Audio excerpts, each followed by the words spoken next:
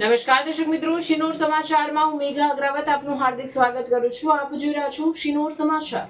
નજર કરીએ આજના સમાચાર. વડોદરા જિલ્લાના શિનોર મુકામે આવેલા શ્રી મહાકાળી માતાજીના મંદિરે શિનોર પરગણા દરજી જ્ઞાતિ પંચ દ્વારા ભવ્ય નવચંડી યજ્ઞનું આયોજન કરવામાં આવ્યું હતું, જેમાં મોટી સંખ્યામાં ભક્તોએ હાજરી આપી માતાજીના દર્શન તેમજ મહાપ્રસાદીનો લાભ લઈ ધન્યતા અનુભવી હતી. શિનોર મુકામે અઢીભાગ વિસ્તારમાં આવેલ શ્રી મહાકાળી માતાજી મંદિર ખાતે દર વર્ષે પાટોત્સવ નિમિત્તે દરજી જ્ઞાતિ પંચ દ્વારા નવચંડી યજ્ઞ યોજવામાં આવે છે. આ પરંપરા મુજબ આ વર્ષે પણ 7 મે 2026 રોજ ભવ્ય આયોજન કરવામાં આવ્યું હતું. સવારે 7 વાગે મંદિરના પટાંગણમાં વિધિવત મંત્રોચ્ચાર સાથે નવચંડી યજ્ઞનો પ્રારંભ કરવામાં આવ્યો હતો.